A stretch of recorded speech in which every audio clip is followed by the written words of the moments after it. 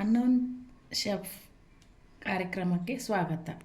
ನಾನು ಇವತ್ತು ಶಾವಿಗೆ ಪಾಯಸವನ್ನು ಮಾಡುತ್ತಿದ್ದೇನೆ. ಅದಕ್ಕೆ ಬೇಕಾಗುವ ಸಾಮಗ್ರಿಗಳು: ಶಾವಿಗೆ 1 ಬಟ್ಟಲು, ಸಕ್ಕರೆ 1 ಬಟ್ಟಲು, ಡ್ರೈ ಫ್ರೂಟ್ಸ್ ದ್ರಾಕ್ಷಿ, ಗೋಡಂಬಿ ಸ್ವಲ್ಪ, ಏಲಕ್ಕಿ ಪುಡಿ ರುಚಿಗೆ, ಹಾಲು 1 ಬಟ್ಟಲು ಶಾವಿಗೆ ತಗೊಂಡ್ರೆ 4 ಬಟ್ಟಲು ಹಾಲು. ಹಾಲನ್ನು ಮೊದಲು ಕಾಯಲು ಇಡಬೇಕು. ಒಂದು ಕುದಿ ಬಂದ ಮೇಲೆ ಸಕ್ಕರೆಯನ್ನು ಹಾಕಬೇಕು. ಹಾಲು ಕುದಿ ಬರುವವರೆಗೂ ಇನ್ನೊಂದು ಪ್ಯಾನ್ನಲ್ಲಿ ಸ್ವಲ್ಪ ತುಪ್ಪ ಹಾಕಿ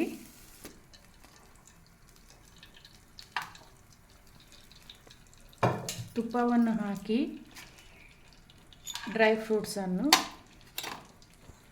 ಹಾಕಿ ತೆಗೆಯೋಣ, ಹುರಿದು ತೆಗೆಯೋಣ.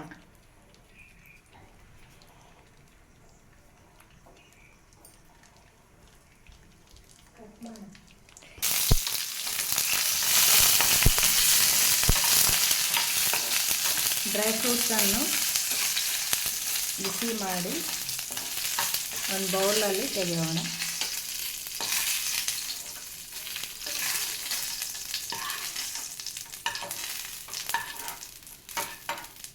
ಅದರಲ್ಲಿ ಅದೇ ತುಪ್ಪದಲ್ಲಿ ಸ್ವಲ್ಪ 1 ಬಟ್ಟಲು ಶಾವಿಗೆಯನ್ನು ಇಟ್ಕೊಂಡಿದ್ವಲ್ಲ ಅದನ್ನು ಹುರಿಯಬೇಕು.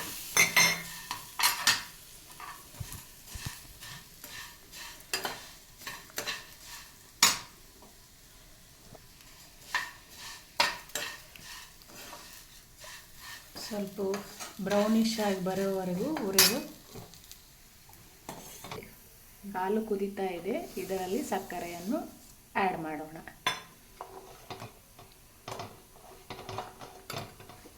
ಈ ಕಡೆ ಬೌಲ್ನಲ್ಲಿ ಶಾವಿಗೆಯನ್ನು ಹುರಿಯೋಣ.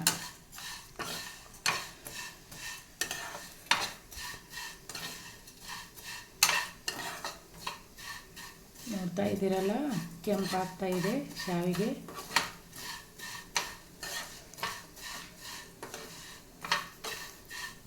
ಈ ಥರ ಕೆಂಪಾದ ಮೇಲೆ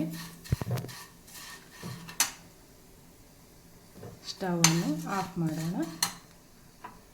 ಸಕ್ಕರೆ ಕರಗುವವರೆಗೂ ಕುದಿಸೋಣ.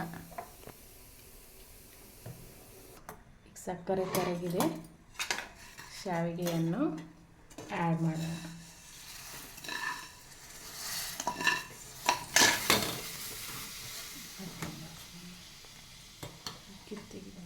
ಶಾವಿಗೆಯನ್ನು ಹಾಲಲ್ಲಿ ಕುದಿಸಿದ ಮೇಲೆ ಡ್ರೈ ಫ್ರೂಟ್ಸನ್ನು ಆ್ಯಡ್ ಮಾಡೋಣ. ಸ್ವಲ್ಪ ಏಲಕ್ಕಿ ಪುಡಿ ಹಾಕೋಣ.